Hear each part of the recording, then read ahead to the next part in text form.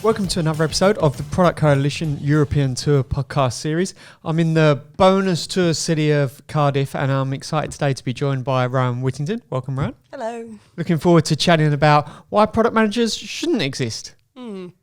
Controversial, I know. Good title. Good title. Let's make sure we give some more value. It's not clickbait, I promise, for those jumping in and seeing the title. So first up, I want to give a big thanks to dopol.co for the introductions to all guests in Cardiff. Dopol is a global online survey provider that has recently switched to a pay-for-value model, meaning you can get started with their real-time multilingual and embeddable surveys for free today. Just go to dopol.co. That's DOOPOLL.co. Now, this tour and every single podcast episode is dedicated to raising awareness and support for the bushfire affected communities and wildlife in Australia. If you do enjoy this episode or any of the podcast episodes, consider supporting the 3 causes that you can choose from over at bushfire.productcoalition.com. Now, I'm visiting 5 cities across Europe to interview over 50 product leaders like Rowan here to gain insights, knowledge and experience to share with you, the Product Coalition global community. And if you've just discovered the Product Coalition, welcome. We're a global product community of 500,000 readers, 6,000 Slack members and thousands of podcast listeners. Before we get stuck into the episode, I do need to give a thanks to some brands and individuals that have been significant donors to the cause. First up is UserPilot, which is a code-free user onboarding and adoption tool designed especially for product management teams. UserPilot helps to increase conversion, user retention rates and reduce churn by guiding new users to their first aha moment with interactive walkthroughs, contextual product tours and onboarding checklists. It allows product managers to build fully customizable, behavior-triggered in-app experiences with a simple visual editor. Go to userpilot.com to grab a demo and a free trial. Shobit Chug is a Google product manager and he helps product managers become product leaders and have careers they can be proud of. Go to intentionalproductmanager.com and sign up for Shobit's free class on the habits that turn product managers into exceptional product leaders and help them move through their careers fast. Product-led teams like Mixpanel and Flexport know that the best time to capture engagement is when a user is already inside the product. That's why they use Chameleon to drive feature adoption, build onboarding flows, and gather user feedback. You can give it a go at trychameleon.com/success. I'd also like to give a thanks to Rich Mironoff and Chris Miles for their donations. Okay, Ryan. Now we can chat. Great. But before we do talk about why product managers shouldn't exist, we have an icebreaker on the podcast. In Melbourne, it was a locals guide. Okay. In Sydney, it was a pub quiz. Right. In Cardiff and the European cities, I'm going a bit more local. I've localised it. So for here in Cardiff, the game is called Is It Welsh or Not? Oh, no. Okay. Are you born and bred Welsh, no, Cardiff? Very much not Welsh. I like to pretend to be, but I'm not. I'm from the North of England. Yeah. Okay. How long have you been in Cardiff? 8 years, but not long enough to know any Welsh. Right. Okay. All right. We'll see how well you've integrated into Welsh society. All right. All right. Now, sorry. Let me bring the right ones up here. Let's get going. So the first one's a product, and you need to identify: is it Welsh or not? And the product is the ATM. Oh. No. No. No. What makes you say no? I don't think it's Welsh for a very rubbish reason that ATM in Welsh is not ATM. So I feel like if it was made in Wales, then they wouldn't change the name. Yeah, that is also a pretty spurious reasoning. Well, you'd be right. It's Scottish, in fact. Okay. In 1966, a Scotsman by the name of James Goodfellow from Paisley on the west coast of Scotland invented the first automated telemachine and PIN number system. I'd love to see a photo of it. But yeah, there you go. Next up, is it Welsh or not? It's not really a product, to be honest. But I was scraping a barrel, digging around it in these different in the Welsh language. I thought you were going to say Welsh words at me, and I was going to be expected to know. If there's lots of consonants, it's probably Welsh. Very true. So we've got the plus sign. You know, in maths, you got plus. Was that invented in Wales or not? No. Why not? I think that maths is, Roman and Latin and all sorts of stuff. Okay. I don't really think of the UK or Wales or England as being particularly leading in that area. So I'm going to go, no. Yeah. No. You'd be wrong. Apparently both the plus and the equal signs in maths are both down to a Welshman called Robert Record from Tenby in South Wales. In 1557 changed the then standard equal sign, which looked like two capital I's standing up next to each other. He turned them on their side 90 degrees, and that's the equal sign we're all familiar with today. Very innovative. There we go. All right, we do have a Welsh language test. So aim of the game here is you've got to tell me whether it's a Welsh word or whether I made it up this morning. Okay. All right. The first one is the good old-fashioned Pilipala. How do you spell it? Pil I Pala. Sure, sounds Welsh. You'd be right. Okay. What's it mean? No idea. No idea. A pilipata. A pilipala is a butterfly. Oh, because of how it flaps its wings. You could imagine that, yeah. Sure. It sounds like a little pilipala. Lovely. Floating in the wind. Like a caterpillar, but not. Yeah. Right, the next one then is a Bugenbraean. No. Not Welsh? No. You think I made it up? Yeah. That does sound like the sort of thing that you might make up. A Bugenbraean is a scarecrow in Welsh. That's my trusty friend, the internet. I'm going right here. Okay. There we go. All right. There you go. In 8 years, you can now start dropping butterfly and Bugenbraean. It's not Popsy Ping though. I thought you were gonna lead with that. You're the second person. That's the only who's one we brought know. it up, so we've stayed well clear of that. Hoffy coffee. What's a Hoffy coffee? I like coffee. You like coffee? Hoffy coffee. Hoffy coffee. Sure, that's not off Ali G show from like 20 years ago. He said something like I really don't know, but it wouldn't surprise me. It's also actually Welsh. All right, okay, let's get stuck into the topic. So why product managers shouldn't exist. So first of all, why this topic title? Why did this one resonate with you? So there's a couple of reasons. Right. I think that often people fall into product management. I definitely did.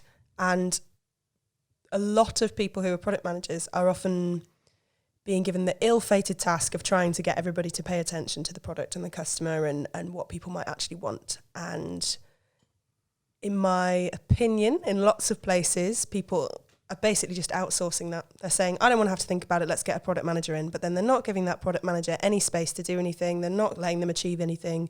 And they're basically going, this is not my problem anymore. I've asked somebody else to deal with it. Right. So in a really product-centric or a tech-centric or a user-centric company, product management is amazing and can be super productive if it's given its proper credence.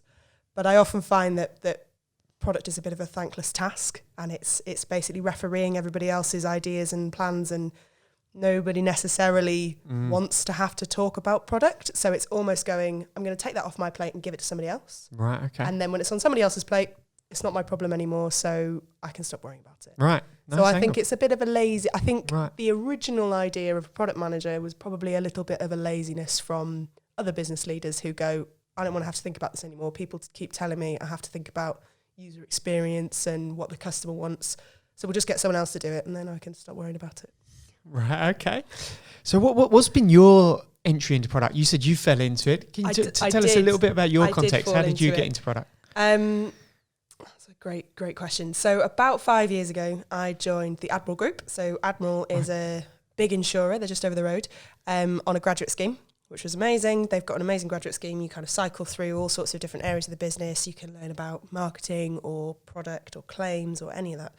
And they're an amazing company to work for. But what they're trying to do is give you a bit of a flavour of everything. So you can say, you get to your end of your 18 months and say, okay, I actually really liked that. I want to go into marketing, or I want to go into this thing. And what I found was that being a bit of a jack of all trades and a master of none, I was almost a useful person that was just put towards things. Oh, we need to do this. Rowan, can you come and help? Oh, you need to do this. Can you come and help? Because I don't think anybody necessarily sits on the graduate scheme and goes, I really want to be a product manager. Right. Maybe 5 years ago they didn't. Yeah, I think now it's much more of a hotter term, and people do know what it is, and we've got podcasts and books and all sorts of stuff. But 5 years ago, you search for product manager and basically it came up with production manager and do you want to work in a factory? Yeah, right. So it's still becoming a thing. So I was on the grad scheme and I started working with my ex-manager who is amazing, bright, sparky brain, got loads of ideas, but needed somebody to kind of help him actually deliver on some of the ideas that he had. So essentially, hey, I've got a load of ideas, let's get someone to do the product stuff to actually get it done. I was very lucky that he is very product-centric as well. And I say very lucky, sometimes that meant that I said, well, you drive, if you know what you want to do, you do it. So there was sometimes a little bit of clashing of heads, but generally, I essentially got to build a product. I got to kind of, within 7 weeks, we went from zero to hero on a brand new concept for Admiral. Brilliant. We worked with an external agency who were amazing, who taught me a lot about agile processes and scrum processes and, you know, what's useful and what's not useful in design. So basically I got thrown in at the deep end. Here you go and launch this thing. And don't spend too much money whilst you're at it. Right. And then we grew. So there were the two of us about 3-4 years ago, and now there's a company of about 55 plus. They're called Vago, right, at Admiral. So I essentially said, well, hang on, I'm the product manager here, and I've got 2 products, 3 products, 4 products. I need to bring in more people. Let me train them. Let me give them product owner jobs or product manager jobs, and essentially found myself at being able to be the head of product for a really cool startup funded by a big FTSE 100 company. So I had to learn really quick. I went to a lot of conferences. I asked a lot of people a lot of questions. I read a lot of books. And I still don't think I'm, you know, I like the idea of being a product leader, but I don't think that's the case. I think I'm still learning, and we always are. But back to the kind of topic, I don't think I should have had to, product. The idea of product made sense because we just needed a job title for it. But actually, it was just a business. We were just running a business. And I could have been the head of operations. I could have been the head of marketing. It's actually just a mindset, and it's a skill set rather than an actual job. And I think that's one of the things that makes product so hard to explain, because in all different companies, we treat it differently, right? In marketing, you know, I've worked with a company who product sits in marketing. They say, oh, well, the website's mine, the quote engine's mine, optimization's mine. I've worked where an app is owned by the tech team and there's nobody who cares about it other than the tech team. So I think product kind of falls into the gaps between where other people don't want to be. So that's kind of my experience of product. And I've always struggled with being the person in the room who's supposed to represent product, because it is like being a referee, and it can be quite tiring. So I've moved now. I now work for Confused.com, who are a wonderful price comparison website based in Cardiff as well.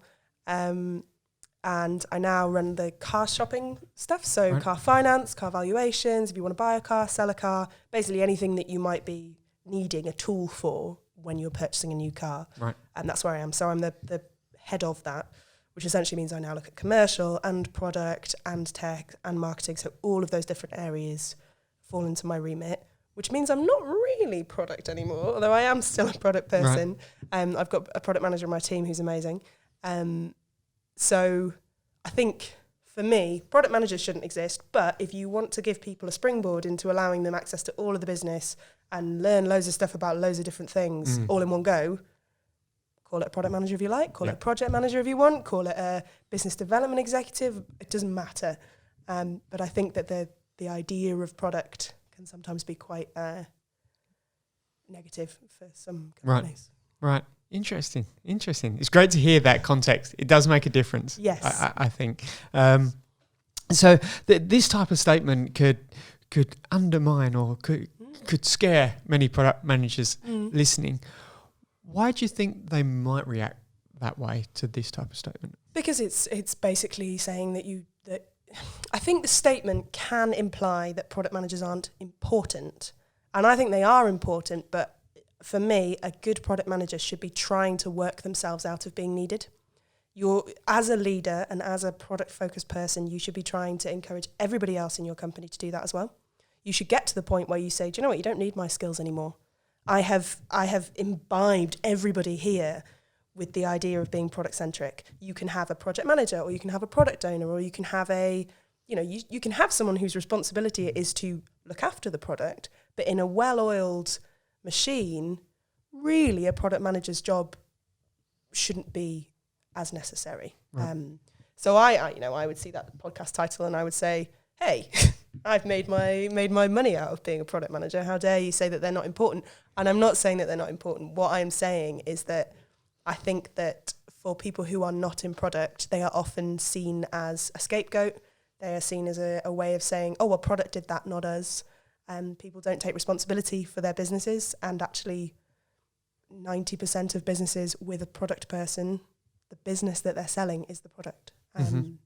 So in a perfect world, maybe the CEO would be the product manager, but they haven't got the time. So they delegate it out, and then that person has to fight with their peers for resource and time and energy and focus, when actually without the product, you don't have a company. So I almost think that for me, as a product person, I think my job will be done when I can move on and say, great, this team knows what they're doing. They're on it. They're focused. They think about the customer. They're building things that are useful. They're using design thinking. They're going through proper processes. They're actually using, their brains and actually considering it not just from a numbers game and not just from what's easiest. They are talking to people and they're building products that people love. I think it's a black hat title, if you will. It's, hey, come and listen to somebody who almost certainly makes their money out of being in product and say why it shouldn't exist. Of course it should exist, but it shouldn't have to. Yeah. I can imagine in a multi-sided product like Confused, where you've got that commercial side, you've got partners. So for the audience listening that isn't from the UK, it's an online insurance broker or finance broker as well? So it's a price comparison website, right, which means that anything that you might want to compare prices for, so let's say energy, home insurance, life insurance, motor insurance, horse box insurance, motorbikes, vans, car finance, basically anything that you think, credit cards, you think, I want to go on the website, I want to go online and I want somebody to put all of my options in front of me. That's what Confused.com does. So Confused.com is nearly 18 years old. It was the first price comparison website in, I want to say in the world. It's definitely in the UK. I should have done my prep. But yeah, Confused.com was market leading and very, very innovative at the time and said, hey, people don't want to have to phone 20 different insurance companies. They want to be able to go to one place and see all the prices in one. So traditionally it has been quite insurance focused, right, but it's really branched out to being basically compare anything. Right. So you go to us or any of our competitors and we've got quite a wide product suite. Right. And then we then send you off to the person who can give you the best price, and then you purchase with them and you become their customer. Right.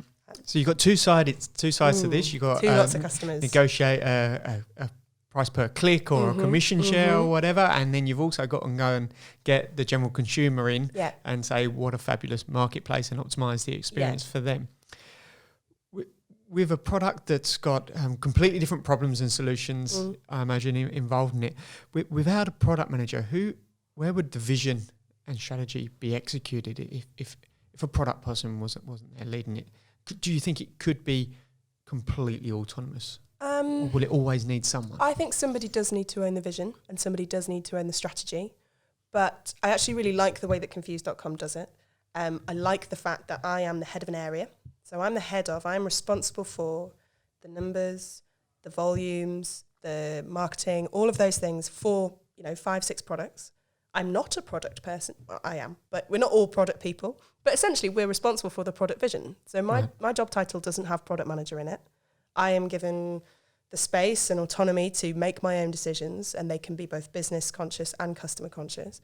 And then within that, I can deliver that how I want to. So I'm not a product manager, but I am being given the autonomy to make decisions. I am essentially owning the product vision.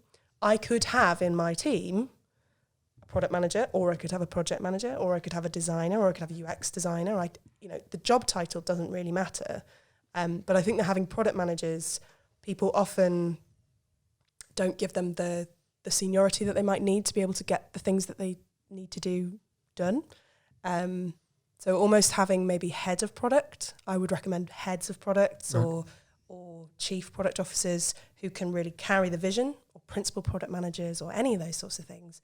And then they can inspire everybody else to get behind it.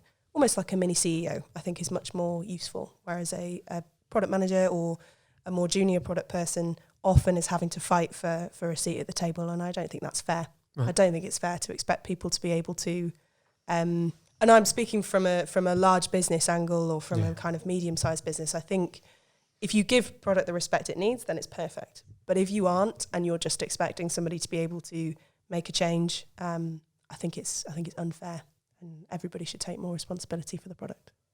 For those that are looking to unlock this product mindset, let's call it, instead of applying and getting a job in product, particularly with your experience going through a graduate scheme, what would you suggest for them to do to build up thinking more like a product manager, so that they can act more like a product manager, even if the job title didn't exist? For me, I think the most important skills that a product person, whether it's, job titles aside, should be trying to build are communication, creativity and collaboration.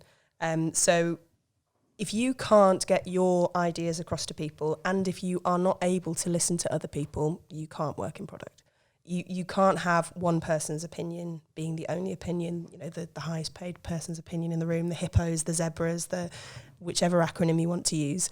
So communicating is really key, and being humble in that communication. So if somebody comes to you and they prove to you that the thing you're trying to do is wrong, you have to go, great, thank you so much for sharing with me. And that's where collaboration comes in. So you're not always going to be the person who knows, but you are always the person who has to make that decision, and you have to lean on your peers. You have to be able to listen to people. You have to want to listen to people. And you have to be able to get people inspired to want to be a part of your project team. So if they've got other day jobs, you often get people assigned to you who can give you maybe 3 hours a week. If you're trying to inspire them, you need to make sure that that they want to work with you, so they want to collaborate with you. And then creativity is also, to both of those points, sometimes you haven't got much time, so you have to make sure that what you're doing is useful, and maybe you want to think of it from a different angle. You think, oh, well, this is what I've been asked to do, but I'm not going to be able to do that in the 6 weeks that I've got, so how can I approach it in a more practical and pragmatic way? I think you've got to be creative in how you pretend to be other people. So almost you're putting a different person's hat on. Yep. The product that I want is not the product that you want. So when I'm sitting there trying to build for all these different people, I've got to put my hat on and say, right, I'm Jay now, and how would Jay approach this, and what would he do? Or I'm my grandma, or I'm this 50-year-old man who wants to drive a Mercedes-Benz, or I'm this 30-year-old woman who hasn't got time to be thinking about anything, and she's probably going to be doing this on her mobile, or I'm a 17-year-old who's never driven before. How am I going to cope with insurance? You've got to be able to be creative, and I think that's almost the drama of it. Right. So having gone through a graduate scheme was really helpful for me, because essentially I was being paid to do work experience. Yeah. What I delivered wasn't, it was of business value, but it was never on their roadmap. They never, the areas that I went to didn't know they were going to get me until a month previously. Right. So they can't rely on you. They're basically, oh, hello, nice to meet you. We can give you some interesting things to do, some interesting projects. So I got to speak to people. I got to ask them about their journey. I got to connect with them. I got to hear the pain points. And you get to speak with people from all different levels and all different areas. And I think that does make a product person, being able to really read the room and say, okay, well, that person's got a very loud voice, but what they're saying doesn't sound like it's actually that important. That person over there hasn't said anything yet, but so-and-so told me that actually they've been in the company for 20 years. So if I don't get their buy-in, then I'm going to have a problem. So how do you collaborate with that whole room, and what communication methods do you use to get your creative idea across? So those would be my top lots of top soft tips. skills. Lots of soft skills. That's for me that's the combination of art and science of product management, and you can't go all in on the science or the technology. You've got to be able to do some of those things that you've been talking about, or if not all of those things that you were talking about. Well, you've got to try. And if you can't do some of them, admit it. Just admit it and say, this is not my forte. Could somebody coach me, or could somebody else do that bit? You're never... I was going to say you're never alone in it. It's absolutely not true. I have almost always been alone in trying to get that first thing over the line, because you've got to prove it before they'll give you anybody else to actually help you. But you're not alone in having come up against that before. You can ask a community. You can speak to your community of practice within the same company or within the same city. I have a lot of respect for people in the product community who spend time kind of answering questions online. The forums are really interesting. There's a lot of really good books out there. if you can't do it, be honest about that, and play your strengths, but also go and deliberately try and work on it. I get a lot of people I've worked with over the years have said, well, do I need to be technical? Because we worked in a very, at Vago, it was a very, very technical, tech-led company. We were trying to build new things. We were using innovative tech. We were trying to be quick. We were doing, continuous delivery. Let's release every day. We were trying to be cool, but also creative. And my product owners would always say, should I learn to code? Or should I learn this? And my answer was almost exclusively, no, absolutely not. You're never going to be the person who knows that best. And as soon as you start to think you do, you're going to start to question things that you shouldn't. It's not your job to know. It's not your job to be able to question the technical solution. It's your job to facilitate that. And if it sounds ridiculous, or if you've done it before, then feel free to comment and pipe up and say, hang on, last time we built this, it only took 2 days, or last time we did that thing, it all went wrong. Are you sure we should do it that way? But it's not your job to know how to write that line of code. And by trying to learn that, you're undermining the people who are really skilled in that area. I don't go to a designer and say, this is what the design that I want. I go and say, I've got some ideas, but obviously you're the person who knows best. Let's work together on it. And I don't go to a tech team and say, this is the architecture I want. I'm happy to draw it with them and, do that workshop so that it happens, but it's not my job to do it. And I think as a product owner, product manager, that's one of the hardest things, not actually being responsible for any of it. You're inspiring other people to do it. So collaboration is super key. Can I ask, how have you changed yourself from going from a graduate scheme, understanding the business and the functions, becoming a product manager, and then having to switch into this lead role now, which is, I can imagine a lot more, if I was to think about delivery and being head down, to now obviously looking ahead far greater, like anyone who moves up the career chain, you do have to think more strategically as you start to move forward. What's really changed for you in terms of when it comes to thinking about strategy and going beyond the product owner delivery role to get things done fast and quick, to actually thinking, how does this contribute to where we're trying to get to in 12 months or 24 months? I think it's almost been a natural progression for me, right? Because it's had to be. But I think the thing that has changed the most is my trust in other people. And that again sounds like another contentious podcast line. But essentially, when it was just me, I knew it was just me. And when I started to have more people in my team, I had to learn to let go and empower and not micromanage and all sorts of things. And I like to think I did that well, but then there was always someone above me who was asking me why things went wrong, and it was sometimes easier to just swoop in and fix it than teach my team and coach my team.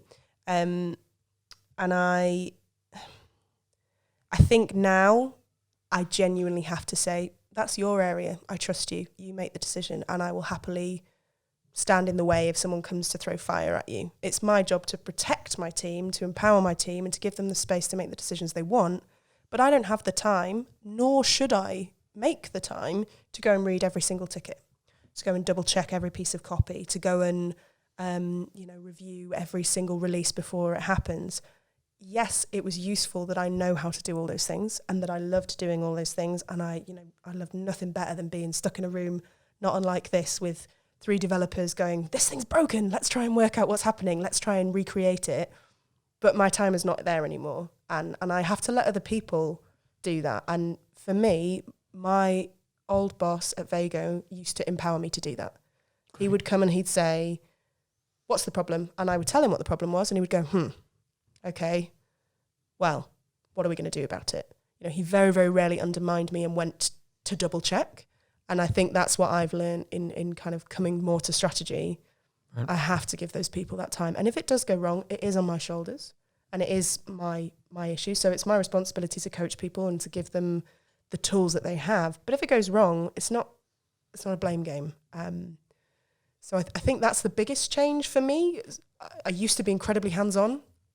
And I used to, if someone would come with a problem, I'd be like, yeah, I'm here. I can sit with you for 3 hours and we can work it through. I used every opportunity as a coaching opportunity, and I worked 60 hours a week. It was horrible. Right. It was lovely, but it was horrible.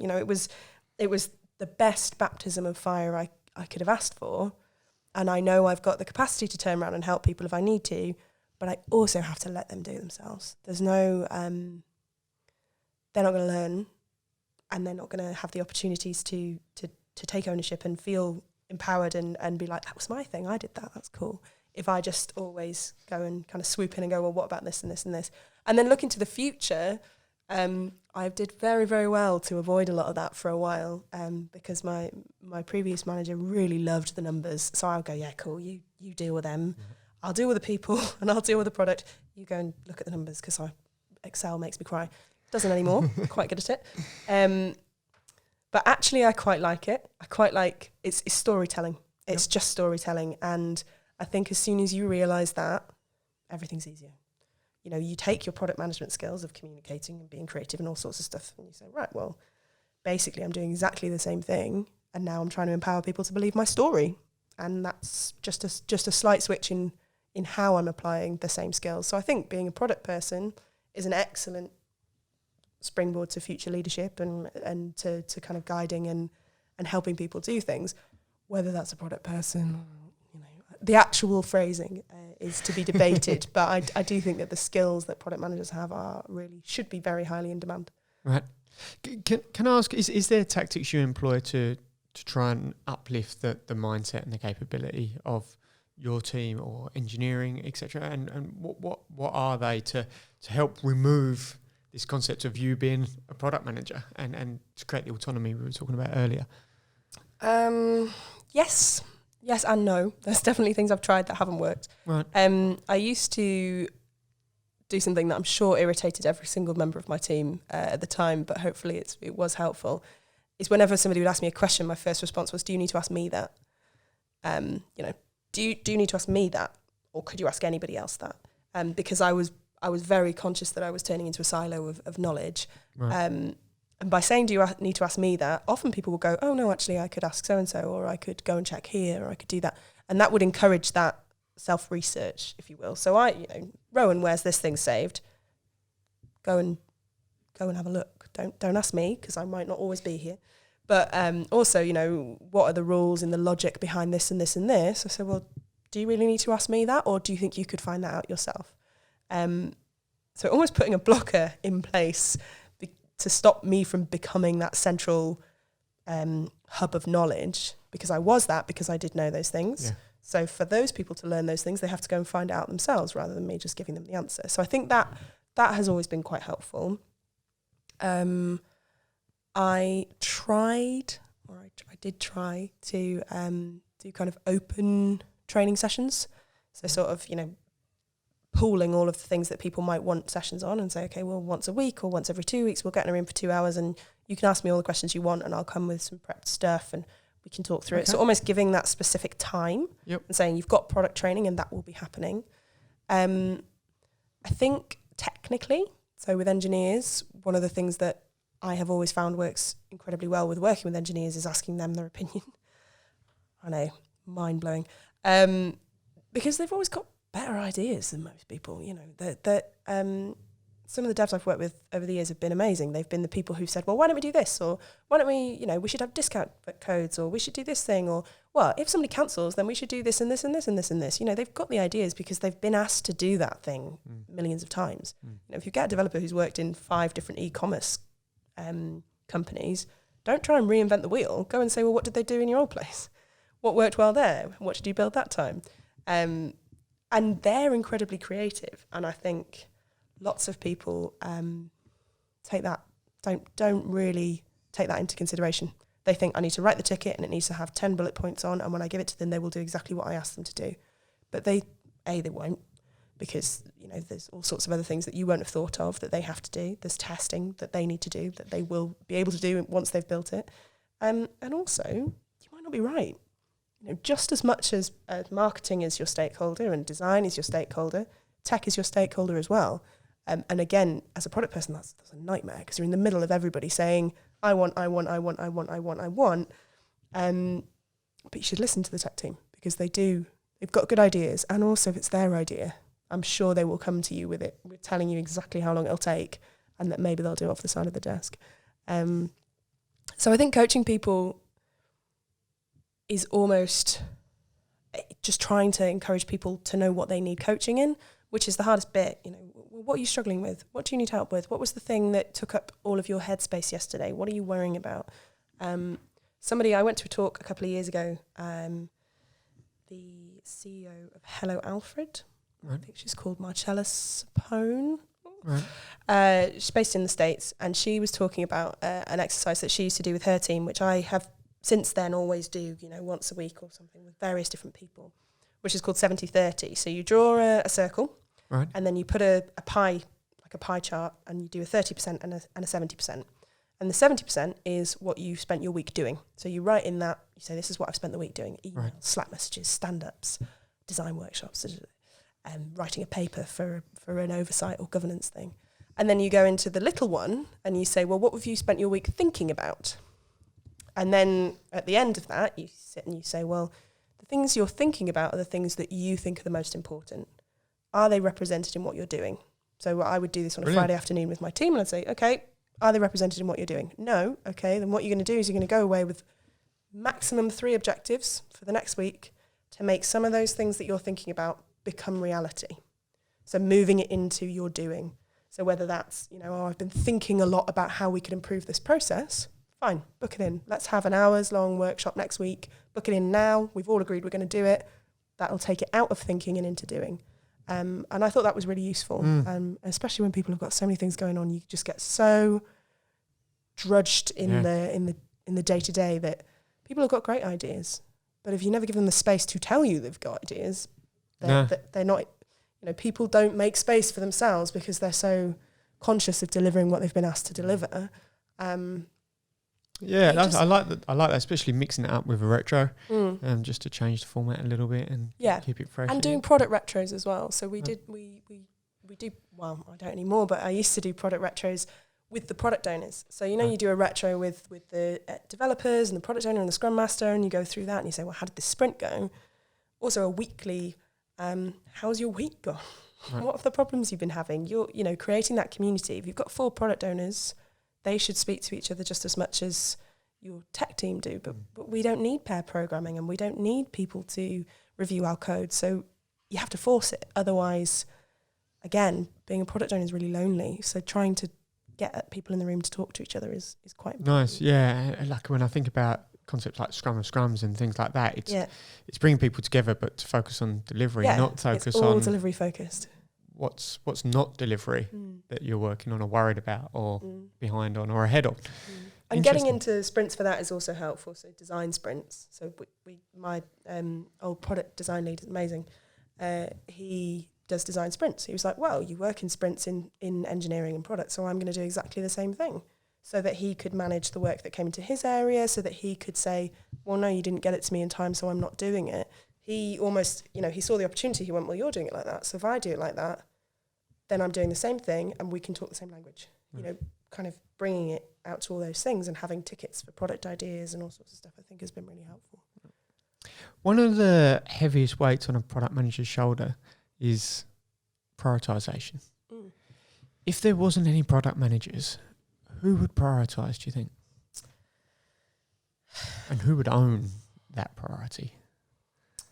Again, in a perfect world, people would be able to understand each other's needs and come to a lovely collaborative answer. And I know that's never the case, but it's almost kind of what I said previously about the CEO or the person responsible for the whole thing. It's the CEO's responsibility to make sure that their C-suite or their heads of agree. And if their heads of agree, then their reports should agree. Then their reports should, there should be the ability to pass down a vision. So I am obviously very sarcastically saying you shouldn't have product managers because it's just not how the world works. It's just not how it works at all.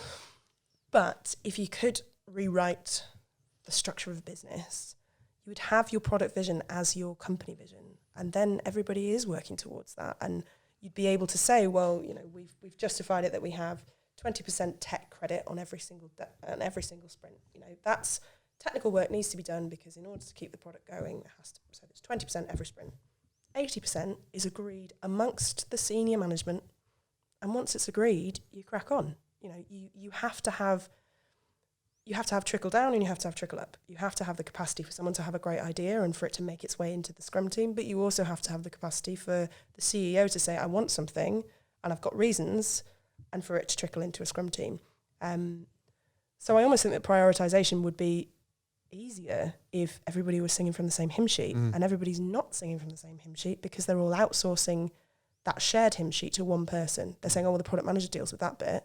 I'm worrying about my metrics. My metrics don't have anything to do with product. My metrics are pure cash, or my metrics are, how many bugs we've got live in the system.